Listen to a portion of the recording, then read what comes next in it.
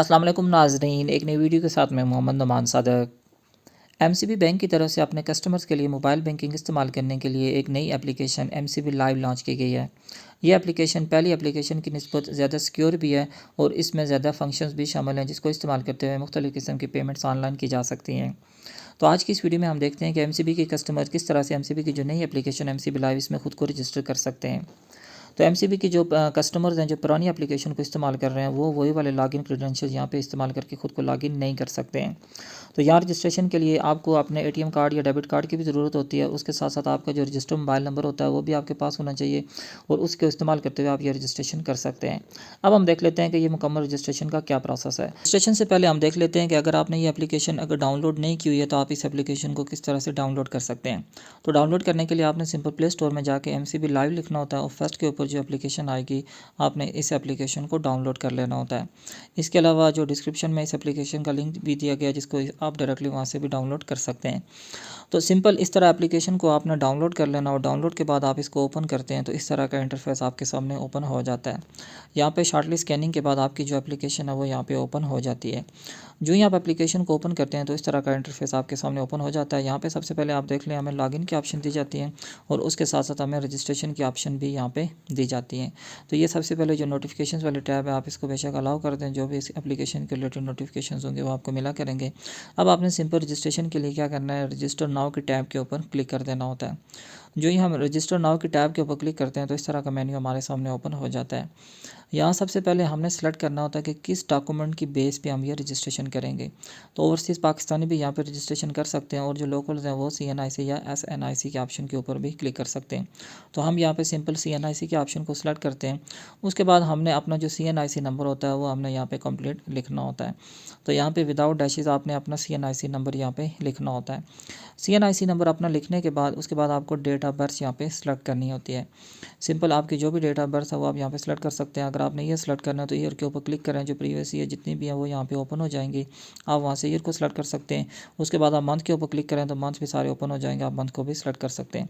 उसके बाद आपने सिंपल कंटिन्यू के ऑप्शन के ऊपर क्लिक करना है।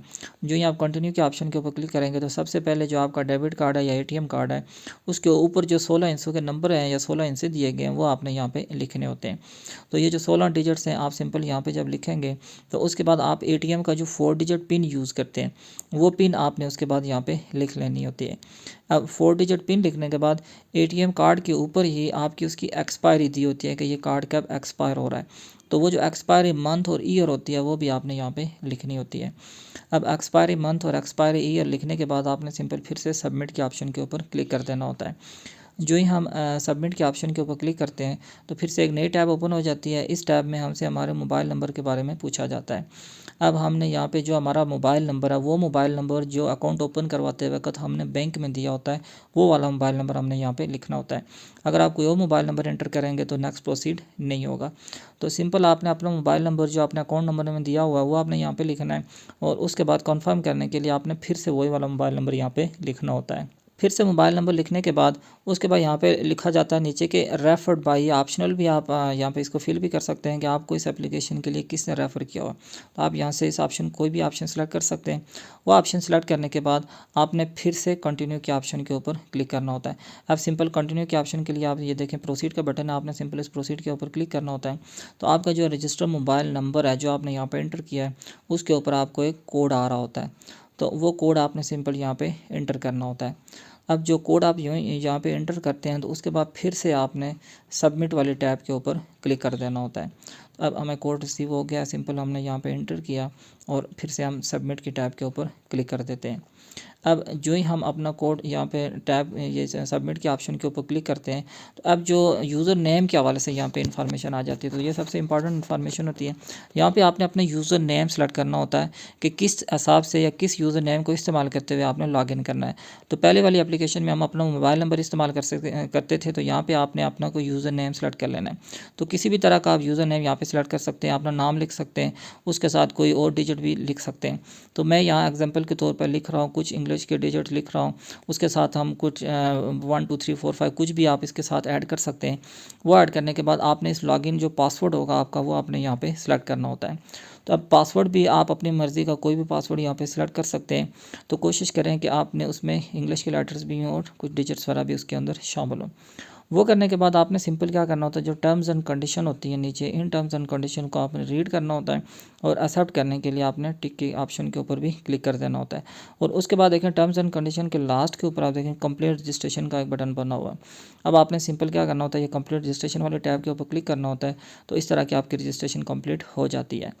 अब सिंपल हम देखते हैं कि इस एप्लीकेशन को हम ओपन करते हैं तो किस तरह का इंटरफेस हमारे सामने ओपन होता है। सिंपल आपने प्रोसीड टू लॉगिन के ऑप्शन के ऊपर फिर से क्लिक कर देना होता है।